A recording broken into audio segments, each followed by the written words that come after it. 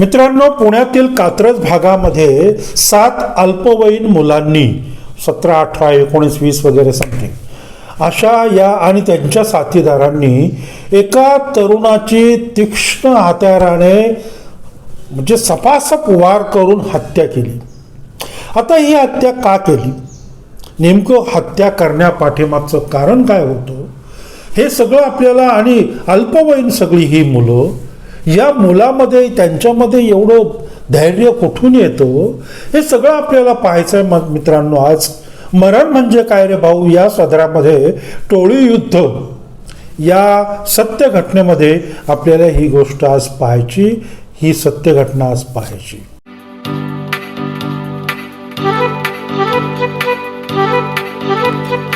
नेहमीप्रमाणे नमस्कार, मी दिलीप थोरात आणि तुम्ही पाहतात माझे दिलीप थोरात ब्लॉग्स हे यूट्यूब चॅनल. मित्रांनो, चॅनेलवर नवीन असाल तर चॅनेलला सबस्क्राईब करा आणि व्हिडिओ आवडला तर व्हिडिओला लाईक आणि शेअर करा आणि बेल आयकॉनचं बटन दाबायला विसरू नका, त्यामुळे माझा प्रत्येक व्हिडिओ प्रथम तुमच्यापर्यंत येऊन जाईल. मित्रांनो, आज जी आपण सत्य घटना पुण्यातील ही जी पाहणार आहोत, हे खरंच हे भारताचं दुर्दैव आहे. 1 नाही, 2 नाही, 3 नाही, 4 नाही, तब्बल 7 अल्पवयीन मुलं आणि त्यांचे साथीदार यांनी ही हत्या घडवून आणली. आणि समोरची ज्याची हत्या घडली तोही अल्पवयीनच होता. म्हणजे हे सगळं जे काही 2 टोळ्या होत्या, ही दोन्ही टोळ्या या अल्पवयीन मुलांच्या होत्या. आणि यांच्यामध्ये एवढं धाडस कुठून येतं याचं नवल वाटतो. कुठेतरी असं वाटत नाही का की घरी आई वडिलांचे संस्कार यांना कमी पडले म्हणून ही मुलं या थरापर्यंत जात आहेत. अभिजित अवचरे, वयवर्ष 18, आणि त्याचा मित्र दानवले, तोही साधारण त्याच वयाचा, आणि अजून काही त्यांचे मित्रमंडळी, ती सगळी अल्पवयीन, यांची ही एक गँग. आणि या गँगचं काय असतं की रात्री अपरात्री 11, 11:30, 12 वाजेपर्यंत हे कुठेतरी रस्त्यावर उन्हाळक्या करत असतात. बाकी यांना काही कामधंदे नाहीत आणि उन्हाळक्या करता करता हे जे काही प्रकरण होतं, हे जे काही टोळी युद्ध होते, हे सगळं उन्हाळक्यांचाच भाग आहे. आणि मित्रांनो, ही एक टोळी झाली. तर दुसरी जी टोळी आहे ते या टोळीचा जे प्रमुख आहेत धुमाळ आणि रेणुसे, ही यांची एक टोळी. आणि यांचंही तेच काम, रस्त्यावर उभं राहायचं, इकडे तिकडे टिंगल टवाळी करायची, हे सगळं यांचं काम. आता मुळामध्ये काय झालं की ह्या 2 टोळ्या एकाच परिसरातल्या असल्यामुळं की बाबा रे कुणाची चड्डी मोठी हा प्रश्न निर्माण झाला, वर्चस्व कोणाचं हा प्रश्न निर्माण झाला.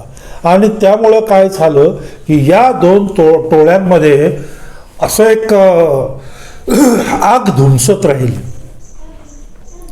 समजलं ना, आग धुमसत राहिली. प्रत्येक दोन्ही टोळ्यांमध्ये असं वैर निर्माण झालं, वाद निर्माण झाले आणि अनेक भांडणं निर्माण झाली. माझ्या एरियात का आला, माझ्या एरियात का आला, वगैरे वगैरे. ते त्यांचं टोळी युद्धामध्ये कसं असतं ते तुम्हाला माहिती आहे. तर अशा याच्यावरून कायम त्यांचे वाद सुरू व्हायचे, कायम त्यांची भांडणं व्हायची. म्हणजे काय की परस्पर ह्या 2 टोळ्यांच्या मधून अगदी विस्तव सुद्धा जात नव्हता, इतकं त्यांचं वैर होतं. आणि प्रत्येकजण प्रत्येकाच्या डोक्यामध्ये, प्रत्येकाच्या मनामध्ये त्या दुसऱ्या टोळीबद्दल प्रचंड राग होता. आता काय झालं की 29 जुलै 2025 रोजी हा अभिजित कुठे असणार आहे, रात्री 11, 11:30च्या दरम्यान हा अभिजित आणि दानवले हा कुठे असणार आहे याची टीप धुमाळ गँगला लागली. आणि मग ही टीप धुमाळ गँगला लागल्यानंतर मात्र धुमाळ गँगने एक प्लॅन आखला. आज काही झालं तरी या अभिजितला उडवायचं अशा पद्धतीने त्यांनी प्लॅन आखला, सगळी तयारी केली.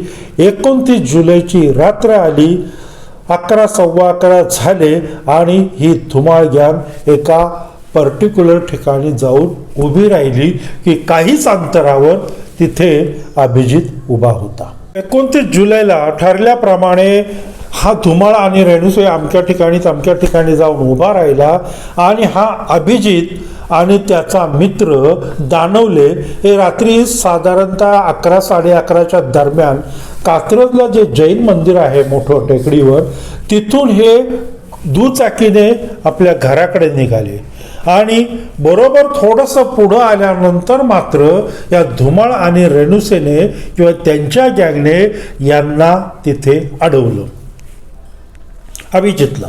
आणि अडवल्यानंतर त्यांचे पुन्हा तिथे रस्त्यावर वादावाद सुरू झाली. आता या प्रचंड वाद झाले आणि या वादाचं रूपांतर अगदी तुफान हाणामारीमध्ये झालं. जशी हाणामारी वाढत गेली आणि जशी धुमाळ आणि रेणुसेची गँग आली, तसंच अभिजितची गँग तिकडून आली आणि तुफान हाणामारी झाली. जशी ती हाणामारी वाढत गेली तर या हाणामारीतच धुमाळ आणि गँगने काय केलं की अभिजितच्या डोक्यावर किंवा शरीरावर एका तीक्ष्ण हत्याराने सपासप वार केले आणि अभिजित जमिनीवर पडला. अभिजित रक्ताच्या थारोळ्यात पडला. मित्रांनो, एका अल्पवयीन मुलाच्या गँगने जमिनीवर पाडलं होतं आणि जसं अभिजित जमिनीवर पडला तसा तो मरण म्हणजे काय असतं या यातना तो भोगत होता. मित्रांनो, फटाफट पोलिसांना फोन झाले. पोलीस सायरन वाजवत घटनास्थळी आले. अभिजितला हॉस्पिटलला पाठवलं, परंतु अभिजितवर उपचार चालू असताना अभिजितचं जीव गेला. अभिजितने प्राण सोडले. कुठं गेले आपलं पुण्यामधल्या अनेक जे काही कोयता गँग असेल किंवा इतर काही गँग असतील, हे प्रचंड प्रमाणामध्ये वाढलेलं आहे. दहशत खूप वाढलेली इथे. दिवसा ढवळ्या अगदी पुण्यामध्ये रस्त्याने कोयता किंवा हत्यारं घेऊन ही मंडळी धावत असतात, पळत असतात. अजून काही वर्षांनी, अजून थोड्या वर्षाने या पुण्यामध्ये राहणं फार कठीण होणार आहे सर्वसामान्य माणसांना. जर या पुण्याच्या हा जो काही दहशतवाद आहे किंवा ही जी काही गुंडगिरी आहे, या गुंडांवर जर काही नियंत्रण आणलं नाही तर खरोखरच तुमच्या माझ्यासारख्या मित्रांनो माणसांना पुण्यामध्ये राहणं फार कठीण होणार आहे. आणि त्याची ही नांदी आहे. कल्याणी नगर किंवा तिकडे जे काही झालं मागं किंवा जे कायम चालू आहे त्याची ही नांदी आहे. आणि याचं रूप हळूहळू असं मोठं होत चाललंय आणि प्रशासन मात्र याच्याकडे दुर्लक्ष करतंय. जर तुम्ही दुर्लक्ष कराल तर खरोखरच पुण्यामध्ये आम्हालाच काय पण प्रशासनालाही नीट काम करता येणार नाही. पोलिसांनी गुन्हा नोंदवला आणि पोलिसांनी या सगळ्या जे काही आरोपी होते त्या आरोपींना अटक केली असं पोलिसांचं म्हणणं आहे. आणि इकडे मात्र अभिजितची जी काय बाकीची गँग होती ती तर अगदी टरकलेली होती. मंडळी, एवढ्या लहान वयामध्ये हे आपल्या स्वतंत्र भारताची ही जी काही स्वतंत्र पिढी आहे ही अगदी अल्पवयीन पिढी आहे. ती टोळी युद्धामध्ये रमलेली आहे. टोळी युद्धामध्ये श्रेष्ठ कोण याच्या पाठीमागे त्या रमलेली आहे. मित्रांनो, खूप खरोखरच ही जर टोळी युद्ध अशी वाढत गेली तर ह्या भारत देशाचं खरोखरच फार असं छोटे छोटे एक एक शहर जर घेतलं तर खूप कठीण होऊन जाणार आहे. त्यामुळं तुम्ही कितीही कायदे कडक करा पण हे संपणार नाही. कारण का की आपली जी काही समाज व्यवस्था आहे, राजकीय व्यवस्था आहे, समाज व्यवस्था नाही म्हणता येणार पण राजकीय व्यवस्था आहे, ही पूर्णपणे भ्रष्ट आहे. मित्रांनो, स्वतःची काळजी घ्या आणि तुमच्या घरामध्ये जे काय अशी युवा पिढी आहे त्यांचीही काळजी घ्या, त्यांच्यावर लक्ष ठेवा. आता इथेच थांबतो. मी परत येतो एक नवीन सत्य घटना घेऊन येणाऱ्या रविवारी. तोपर्यंत मित्रांनो, दिलीप थोरात ब्लॉग्स हे यूट्यूब चॅनल नक्की पाहत राहा आणि चॅनलला सबस्क्राईब करा, लाईक करा आणि शेअर करा. धन्यवाद.